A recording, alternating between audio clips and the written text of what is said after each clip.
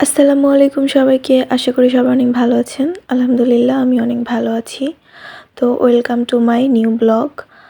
আজকে আমি সকাল থেকে কি করলাম কি না করলাম সেগুলো আপনাদের সাথে অল্প একটু ক্লিপ শেয়ার করব। তো ঘুম থেকে উঠে আমি যেটা করি, আমার বিছনাটা আমি সুন্দরভাবে গুছিয়ে নিই। বিছনাটা গুছানো থাকলে মনে হয় অর্ধেক কাজ কমপ্লিট হয়ে গেছে, মনটা অনেক ফুরফুরে থাকে, মেজাজটা অনেক ভালো থাকে, অন্য কাজ করতেও ভালো লাগে। আর যদি বিছানা বা ঘর অগোছালো থাকে তাহলে কোনো কাজে আর কি এনার্জি আসে না, ভালোও লাগে না। এর মাঝে দেখলেনই তো আমার ছেলে আমাকে একটু আদর করে চলে গেল আর ওর বাবার সাথে বাইরে খেলবে। আমি এখন ঘরটা সুন্দরভাবে গুছিয়ে বিছনাটা ঝাড়ু দিয়ে ঘরটা সুন্দরভাবে ঝাড়ু দিয়ে তারপর বাইরে চলে যাব। এটা আমার প্রতিদিনের রুটিন। আমি সকালে ঘুম থেকে উঠে সেমটা কাজগুলাই করি। প্রথমে বিছনাটা আমার গোছানোই লাগবে। এরপর আমি চলে আসলাম হাত মুখ ধুবো, ফ্রেশ হব। আর আমার বাচ্চার কিছু কাঁথা কাপড় আছে আর কিছু থালা বাসন আছে, সেইগুলো ধোয়ার জন্য প্রথমে আমি পানি ভরে নিয়ে সুন্দরভাবে কাপড়গুলা ভিজিয়ে দিব আর তারপরে থালা বাসনগুলা ধুয়ে নিব। আসলে এই কাপড়গুলা কিন্তু রাতের না, আমি আমার বাচ্চাকে রাতে ডাইপার পরাই, কিন্তু এগুলা হচ্ছে কালকে বিকাল থেকে মানে সন্ধ্যা থেকে রাত 10টা পর্যন্ত, মানে ডাইপার পরানোর আগ পর্যন্ত। আমার বাচ্চা যখন অনেক ছোট ছিল, মানে 1 বছর পর্যন্ত আমি ওকে 24 ঘন্টাই ডাইপার পরাতাম আর হালকা কিছু সময় ডাইপার ফ্রি রাখতাম। কিন্তু যখন ওর বয়স এখন হয়ে গিয়েছে 1 বছর 6 মাস, মানে 1.5 বছর, তো আমি চাচ্ছি ওকে পটি ট্রেনিং করানোর জন্য, যার জন্য আমি শুধুমাত্র রাতে ছাড়া, দূরে জার্নি ছাড়া ওকে সারাদিনে আর কোনো ডাইপার পরাই না। এতে করে ও দ্রুতই একা একা পটি করা বা পিপি করা শিখে যাবে।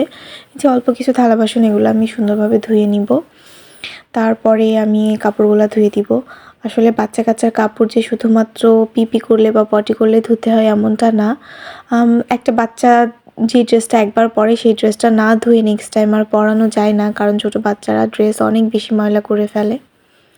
এটাই আর কি। আর থালা বাসন হচ্ছে কালকে সব ধুয়ে রেখেছিলাম, এটা জাস্ট আমার হাজব্যান্ড আর আমার বাচ্চার প্লেট, এইগুলো আর কি ধোয়া হয়েছিল না, এই জন্য সকালে উঠে এগুলো ধুয়ে নিচ্ছি। আমি চেষ্টা করি রাতের মধ্যে সব কিছু ধুয়ে রাখার, কারণ সকালে উঠে আরও অনেক কাজ থাকে, তো সেইগুলোর জন্য আর এইগুলা করতে গেলে একটু সময় চলে যায়। এই জন্য আমি রাতেই চেষ্টা করি, আর যেগুলো ধোয়া হয় না সেগুলো আমি সকালে উঠে ধুয়ে নিই। এবার আমি কাপড়গুলা ধুয়ে নিব। এগুলা খুব বেশি ময়লা হয়নি, আর আমি বাচ্চার কাপড় এভাবে হাতে ডলে ডলেই ধুয়ে ফেলি, ছোট বাচ্চা তো খুব বেশি মানে খচাখচি করা লাগে না। কিন্তু আমি আমার ছেলেকে একটা ড্রেস একবার পরাইলে ওই ড্রেসটা না ধুয়ে আর পরানো যায় না, এত বেশি ময়লা করে ফেলে, জানি না কি করে কি না করে, ধুলা নিয়েও খেলে না, সারাদিন আমার চোখের সামনে থাকে তারপরেও। আর বাচ্চাদের কাপড় চোপড় একটু ময়লা হলে তো ওদের আসলে পরানো উচিত না, পরিষ্কার পরিচ্ছন্ন কাপড়ই সবসময় পরানো উচিত। এই অল্প কিছু কাপড় আর আমার বাচ্চার বাবারও একটা কাপড় ছিল, এটা আমি একটু সুন্দরভাবে কেচে নিচ্ছি। কী আর করা বলেন, মা হইলে অনেক কিছুই করা লাগে, সকালবেলা উঠে পানির কাজ করা লাগে। বিয়ের আগে কখনো কল্পনাই করিনি যে এগুলো আমি সকালে উঠে করব। মাকে দেখতাম তখন তো শুধু পড়াশুনো, সাজগোজ, খেলাধুলা এই নিয়েই চলতো, কিন্তু এখন বাচ্চা হওয়ার পরে আমারও অনেক রেসপন্সিবিলিটি বেড়ে গেছে। আমি নিজেই দিন দিন আমার মায়ের মতো হয়ে যাচ্ছি। এই চেঞ্জগুলো দেখে আমি নিজেই অবাক হয়ে যাই, এটা কি সেই আগের আমি? আসলে যাদের বাচ্চা হয়নি বা বাচ্চা নাই তারা এটা বুঝবেন না, যাদের বাচ্চা হয়েছে তারাই শুধুমাত্র বুঝবেন। আর এই যে আমার বাবুর সাদা একটা ড্রেসে আমি একটু নীল দিয়ে নিচ্ছি, আর সাদা ড্রেসে নীল না দিলে আসলে ভালো লাগে না দেখতে, কালারটা বাজে হয়ে যায়। এরপরে আমি কাপড়গুলা রোদে মেলে দিব, যদিও এখনও রোদ আসেনি, অনেক বেশি সকাল, 7টা বা 7:30টার মতো বাজে হয়তো, যার জন্য এখনও সূর্য এভাবে ওঠে নাই। একটু হালকা কুয়াশা কুয়াশা ছিল, যদিও খুব বেশি শীত নাই, কিন্তু সূর্যটা ওইভাবে ওঠে নাই, কিছুক্ষণের মধ্যে উঠে পড়বে। তো আমি দ্রুত কাপড়গুলা নেড়ে দিলাম যাতে পানিগুলা ঝরে যায়, আর দুপুর হতে হতে কাপড়গুলা শুকিয়ে যায়। আর এইগুলা হচ্ছে কালকের কিছু ভিজা কাপড় ছিল, সেগুলা আমি রুমে রেখে দিয়েছিলাম, তো এখন এগুলাও খুব সুন্দরভাবে মেলে দিব। রোদে কাপড় শুকানো কিন্তু অনেক ভালো আসলে, এটা অনেক জীবাণু থাকলে যেগুলা রোদের তাপে মারা যায়, বাচ্চাদের কাপড় সবসময় রোদে শুকিয়ে পরানোর চেষ্টা করবেন। আর যদি না হয় তাহলে যদি ভিজা থাকে বা বৃষ্টি বা অন্য কোনো প্রবলেম তাহলে আপনি একটু আয়রন করে নিতে পারেন। আমিও মাঝে মাঝে আমার বাচ্চাদের কাপড় যদি ভিজা থাকে তাহলে আয়রন করে নিই। যে আমার কাপড় নাড়া শেষ, এবার আমি চলে আসব আমার উঠোন টুঠোন ঝাড়ু দিতে। আসলে সকালে উঠে আমি এই বাইরের কাজগুলো টুকটাক করি, আর রান্নার কাজটা আমার শাশুড়ি দেখে নেয়। আমি এই উঠোন ঝাড়ু, ঘর ঝাড়ু বা থালা বাসন ধোয়া এই টুকটাক কাজ যেগুলো থাকে এগুলো করি। আর আমার শাশুড়ি একবারে 2 বেলা রান্নাই করে ফেলে সকাল সকাল। রুটি হোক বা সবজি হোক, দুপুর রাত সকাল সব খাবার একবারে করে রাখে। তারপরে আমাদের আর চুলোর উপর কোনো কাজ থাকে না, সারাদিন ফ্রি, সকালের টাইমেই যে কাজ থাকে। আর আমার কাজের কথা কি বলবো, বাচ্চা থাকলে তো বুঝিনি সারাদিনই টুকটাক কাজ লেগেই থাকে। আবার মনে করেন কখন পিপি করে দিল সেটা আবার ধুয়ে নেড়ে দেওয়া লাগে। যেহেতু আমি আমার বাচ্চাকে এখন ডাইপার ফ্রি রাখি বেশি সময়, পটি ট্রেনিং করাচ্ছি, সেজন্য আমি সারাদিন ওকে কোনো ডাইপার পরাই না, যাতে করে ও যখন পিপি করে দেয় ওর একটু আনকমফোর্টেবল লাগে আর ও বুঝতে পারে, যাতে পিপি করার আগে আমি ওর মুভমেন্ট দেখে বুঝতে পারি যে ও পিপি করবে, আর সেটাতে আমি ওকে অভ্যস্ত করতে পারি।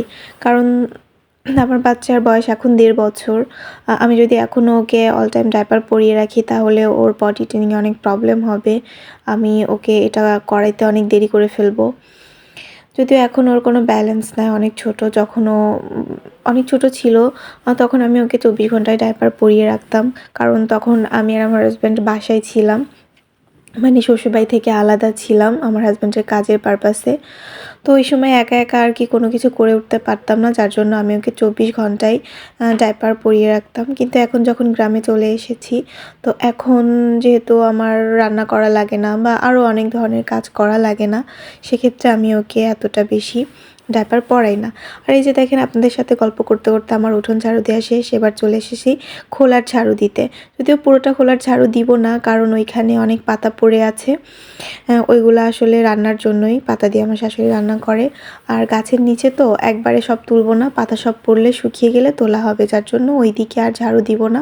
পাতা পড়তেছে, পড়তে থাক, কারণ মেহগুনের পাতা আর কিছুদিনের পরেই ফুরিয়ে যাবে, একবারে সব পড়ে যাবে। আর এই দিকে সুন্দরভাবে ঝাড়ু দিয়ে নেব। আর দেখেন, এই যে আমার কাজ করতে করতে রোদও উঠে গিয়েছে। এখন মনে হয় 8টা কি 8:30 বাজে, টুকটাক ভালোই রোদ উঠে গেছে। আর যেহেতু শীত প্রায় শেষের দিকে, যার কারণে এখন সকাল সকালই রোদ উঠলে রোদের তেজটা বেশ ভালোই থাকে। দিকে আমি আমার রুমের পেছনটাও খুব সুন্দরভাবে ঝাড়ু দিয়ে দিব। এই জায়গাগুলোতে আমার ছেলে খেলাধুলা করে, তো আর এখানে বড়ই পড়ে, বাদুড় এসে পটি করে রেখে যায়, এই জন্য নিয়মিত ঝাড়ু দেওয়া লাগে। কারণ ও অনেক ছোট, তো যদি হাত দিয়ে ফেলে বা পা দিয়ে ফেলে, এই জন্য নিয়মিত আমি এখানে পরিষ্কার রাখি।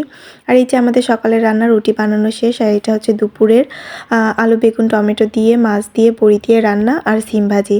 যাই হোক, আজকের মতো এখানেই শেষ। সবাই